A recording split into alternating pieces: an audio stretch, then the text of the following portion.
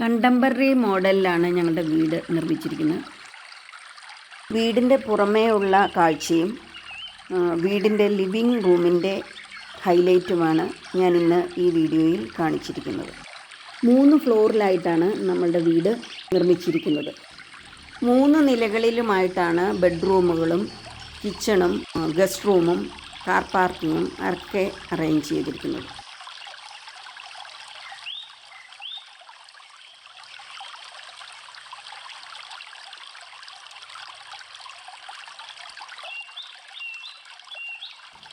മുറ്റത്തായിട്ട് ഒരു ചെറിയ ലോണും വീടിനകത്തും പുറത്തും കുറച്ച് ഇൻറ്റീരിയർ പ്ലാന്റ്സും ഞങ്ങൾ വെച്ചിട്ടുണ്ട്.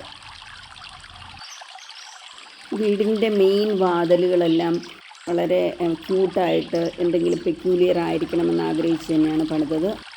വീടിനകത്ത് പ്രവേശിച്ചാൽ ആദ്യം കാണുന്നത് ചെറിയ ഒരു പ്രാർത്ഥനാ സ്ഥലമാണ്. ഞങ്ങൾ ഏറെ ഇഷ്ടപ്പെടുന്ന ദൈവം കൃഷ്ണനായതുകൊണ്ട് തന്നെ ഈ പ്രാർത്ഥനാ സ്ഥലത്ത് വളരെ ഭംഗിയുള്ള കൃഷ്ണവിഗ്രഹമാണ് വെച്ചിട്ടുള്ളത്. ലിവിങ് റൂമിൽ നിന്നും കൃഷ്ണനെ കാണുകയും ചെയ്യാം.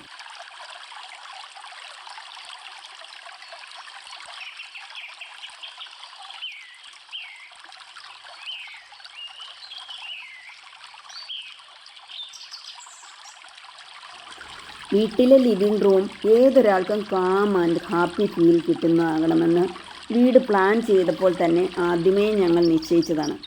മഴ ഏറെ ഇഷ്ടപ്പെടുന്നവരാണ് എല്ലാവരും. പ്രണയം, സ്നേഹം, ഓർമ്മകൾ ഒക്കെ നിറയ്ക്കാനും ടെൻഷൻ കുറയ്ക്കാനും മഴത്തുള്ളികളുടെ മർമ്മരം ഏറെ സഹായിക്കും. ആയതിനാൽ ലിവിങ് റൂമിൽ വെള്ളം നീർച്ചാലു പോലെ ഒഴുകുന്ന ഒരു വാട്ടർഫാൾ എൻ്റെ ആഗ്രഹമായിരുന്നു. അതുപോലൊന്ന് സെറ്റ് ചെയ്തു. കൂടെ വർണ്ണ ലൈറ്റുകളും കൂടി ആയപ്പോൾ അത് നോക്കിയിരുന്നാൽ ടെൻഷൻസ് റിലീവ് ചെയ്യാൻ വളരെ സഹായിക്കാറുണ്ട്.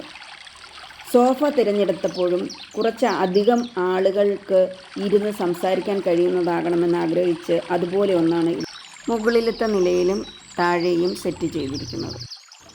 ലിവിങ് റൂമിൻ്റെ തീം ആഷ് കളർ വേണമെന്നുള്ളത് കൊണ്ട് കർട്ടൻ, സോഫ ഒക്കെ ആഷ് കളറാക്കി. മാസ്റ്റർ ബെഡ്റൂമും ആഷ് കളറിൽ തന്നെയാണ് സെറ്റ് ചെയ്തിട്ടുള്ളത്. ലിവിങ് റൂമിലെ ടീപ്പോ വ്യത്യസ്ത രീതിയിലുള്ളതാകണമെന്ന് ആഗ്രഹിച്ച് ചെറുതായ ഒന്ന് തിരഞ്ഞെടുത്തു. അതിന് ചേർന്ന കാർപ്പറ്റും ഇട്ടിരിക്കുകയാണ്.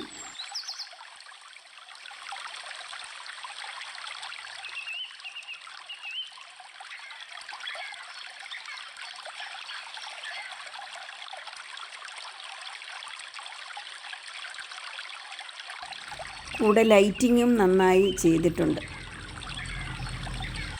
അങ്ങനെ ലിവിങ് റൂം മനസ്സിനിണങ്ങുന്ന രീതിയിലാണ് ഞങ്ങൾ സെറ്റ് ചെയ്തിരിക്കുന്നത്. നിങ്ങൾക്കും ഇഷ്ടമാകും.